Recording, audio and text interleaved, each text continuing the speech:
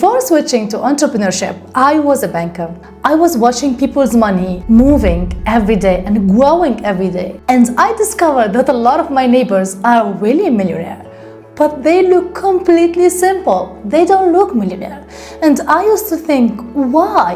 Why they don't spend that money? Why they don't show that wealth? Why they look completely simple, even though they have millions of euros in their bank account? Now, when I hit my 30s, and I became one of them, I realized that I don't want any of that. The people who flex the most are usually the ones who feel the least free. And the people who live quietly, simply, with intention, those are the ones that actually rich. Not just rich in money, rich in life. So today I want to share with you the mindset that got me here. I call it the antiflex mindset. It's not a flashy mindset, it's not a loud mindset, and it will change how you see money, how you see success, and what a truly rich life looks like. Here is something I wish someone told me before. Making money and feeling rich are two completely different things. You can earn a lot of money, but you still feel empty, you still feel behind, you still feel like it's not enough. People with impressive salaries who are more stressed, more anxious, more trapped than people who earn half as much. Why? Because they build a life that costs them everything they make. A bigger house needs bigger maintenance. A luxury car needs a luxury insurance. A designer clothes need more designer clothes to match it. The status is a hunger that never gets full. The moment you reach one level, the other level already waiting. Psychologists call this the hedonic treadmill. The idea is no matter what we achieve or buy, we always turn to the same baseline of satisfaction. The new car stops feeling new, and the big house becomes normal. And we start looking to the next thing. So we work more, we spend more, we make more, we show more, and we call this success. But I want to ask you something so important. If success costs you your time, your health, your peace of mind, and your freedom, is it actually success? Or it's just more expensive version of being stuck? Some people make a lot of money, but they weren't free, because they build a life that costs them everything they're making. They work long hours to maintain a life that require long hours to maintain. And they bought luxury things to feel successful, and they need to work extra hours to maintain and afford that thing they bought. And the cycle never ends, the cycle never stops. I used to think I have to do like them to be successful too. But when I switched to entrepreneurship, my whole mindset changed. I don't want that. I don't want to be rich on paper and poor in time, poor in life, poor in energy, and poor in choice. I had ADHD. I have too many interests. I like creativity. I like freedom. I had a brain that needed freedom to move, not a cage with high salary. So I made a decision. I would not build a life that required me to spend everything I make to maintain it. And I built a life that's small enough to be free and meaningful enough to be worth it. Because I understood something most people take years to figure out. The less your life costs, the less you have to sell yourself to keep it. Even my Instagram account is private. I got a few comments about this. Why your Instagram account is private? Because I want to live a private life. I want to live a simple life. As an Italian woman, we have this mindset. Private life always win. No one in your family, no one in your friend, no one in your neighbors, no one know what you do. No one know where you are. No one know how you make money. That's the power of a private life. I believe it's the thing that make me actually happy and feel peace. The less I own, the less stress I have to deal with. I mean, I can book any ticket, travel wherever I want, and no one know where I am. I don't share this on Instagram. I don't have TikTok. I don't use Facebook. I don't use anything. I just use YouTube to work, and that's it. Being private is your biggest power. The moment you adopt this mindset, your whole life will change. You are satisfied with what you have, and you don't need to impress anyone. That's your biggest power. That's your biggest success. The moment you build simple life, that's the moment you build a successful life. Now here's 5 rules to adopt the antiflex mindset. Rule number 1, you are not what you own. A lot of people use what they own to tell the people who they are. The car says I'm successful. The watch says I'm rich. The clothes says I have a taste. And nothing wrong with this. Nothing wrong with having good things. This is not about judging anyone for what they buy. This is about asking one question. Are you buying this for you, or are you buying this for the version of yourself that want to be seen in a certain way? Because there is a massive difference between buying things because it adds something to your life, or buying things because you want people to think you've made it. One is a freedom and the other is performance. And performance is exhausting. You have to keep performing. You have to keep upgrading and keep proving. Researchers found that in countries where people strongly tie their identity to status symbols, anxiety and debt are both significantly higher. Not because those people are worse with money, but because they spend to maintain an image that never feels finished. But the anti-flex mindset says this: your achievements are real, whether anyone can see them or not. Your success does not need an audience, and your worth is not measured by what you put on display. Because the most powerful version of I made it is being quietly satisfied with what you have and what you achieved without needing anyone else to confirm it. Rule number 2, every expensive habit is a small piece of your freedom. And this one changed how I look at every single purchase. Every expensive habit you build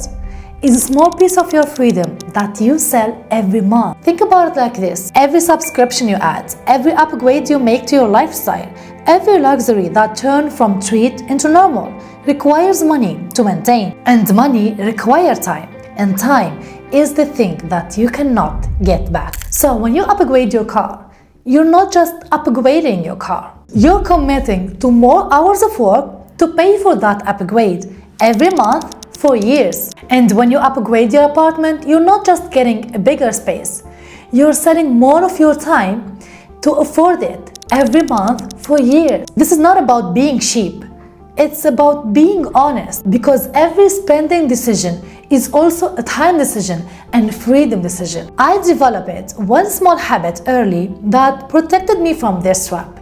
Before any significant purchase, I ask myself one question: how many hours of my life does this cost? Not how many dollars, how many hours? Because money can be earned again, but time cannot. When you translate every expenses with time, your whole relationship with spending will change. And remember, your time is the most valuable thing you own. Spend it first and then spend money. Rule number 3, create more than you consume. This one actually build my wealth. Create more than you consume. Most of people in their free time, they are consuming. They are shopping, scrolling, watching, buying, and the world is designed perfectly for consuming. Every app, every ad, every recommendation algorithm is designed to keep you consumed. But everything you consume costs you something. Money, time, energy, attention, but everything you create give you something back. When I used my free time to learn skills, those skills made me money. When I used my free time to create content, that content made me an audience. When I used my free time to learn investing, those investing later make me money. Creation give you something back, something that lasts and compounds. And this is not about working every hour of your day. Rest is essential, but this is about being intentional with where your energy goes. Ask yourself in your free time, do you create or consume? Because those two habits is the gap between the life you have and the life you want. Creation engaged the brain fully. Conception often leaves it empty. Rule number 4, stop comparing your life with people on social media. Stop comparing your life to someone else's best moment. Social media show you the supercars, the vacation, the happy time, the traveling and having fun, but no one show you behind the scene. No one show you the depth, no one show you the stress, no one show you the performance anxiety. Let me tell you a small secret. 5 years ago, I was an editor. I was a freelancer as a part-time.